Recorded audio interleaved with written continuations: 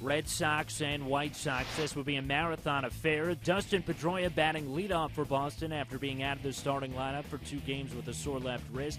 But Mike Napoli not starting after dislocating his left ring finger on Tuesday. We'll pick it up top of the first. John Danks on the hill facing Xander Bogaerts with Pedroia on second. Bogaerts hits it on the ground up the middle and into center field. Pedroia being waved around. No throw, and the Red Sox take a 1-0 lead.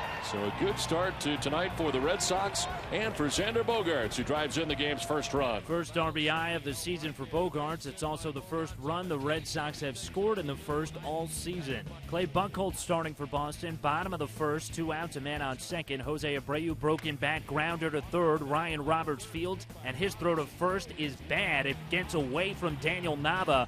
Adam Eaton scores on the play. It's an error for Roberts. Second error of the inning for Boston. Abreu ends up at second, and the game is tied up at 1, but Chicago would not score again in the inning. Top of the third, Boston threatening. Bases loaded with 2 outs. A.J. Pierzynski grounds out to third. That ends the inning and the threat. Danks would go 6, and he didn't allow a hit after the first 3 batters of the game reached safely. Bottom 6, 2 outs and a man on. Alexei Ramirez steps in against Buchholz, and he jacks a 2-run homer to left field. It's his 4th of the season. White Sox up 3-1. Ramirez extends his hitting streak to open the season to 15 games, and that ties him with Frank Thomas for best in franchise history. His hitting streak overall is at 19 games dating back to last season. Top of the 8th, it's a 3-2 game, bases loaded and 2 outs. Michael Clado deals to Jackie Bradley Jr., who pops out. That ends the inning and preserves the Chicago lead. Top 9, Matt Lindstrom trying to shut the door. 2 on and 1 out. Johnny Gomes hits one weakly to the left side. Connor Gillespie bare hands, but he doesn't have a play, so he'll eat it. The Red Sox have their first hit since the 3rd batter of the game, and that loads the bases for Grady Sizemore. And Sizemore gives one a ride to left center. Didn't get all of it, but he got enough. It's caught. Pedroia able to tag and score on the play, and the game is all tied up at 3. We head to extras, top of the 11th, still tied up at 3. White Sox down to their final reliever, Daniel Webb pitching, runners on the corners with 1 out, and Johnny Gomes hits one deep to left field. It doesn't get out, but again, it's deep enough to allow Pedroia to tag and score on the flyout, and the Red Sox take a 4-3 lead. Bottom half of the 11th, Edward Mujica trying to get the save for Boston, tying run just 90 feet away with 2 outs. And Tyler Flowers hits one up past a diving Xander Bogaerts. That scores Jordan Danks, and the game is all tied up at 4. Move to the top of the 13th.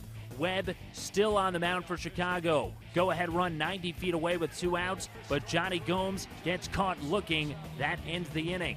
Top of the 14th, the White Sox go with an infielder, Leury Garcia, to pitch, and he faces A.J. Pierzynski, who hits one hard to right field, but it dies before the wall, and it's caught for out number 2. Garcia breathing a sigh of relief, but after a walk to Daniel Nava, he then walks Jonathan Herrera to put 2 on with 2 outs. And with Jackie Bradley Jr. at the plate, his manager Robert Ventura would come out to give Garcia a pep talk, but it does not pay off as Bradley Jr. able to come through. Jackie Bradley Jr. lines it to right down the line. It's a fair ball, headed towards the corner. 1 run is in. Here comes another run.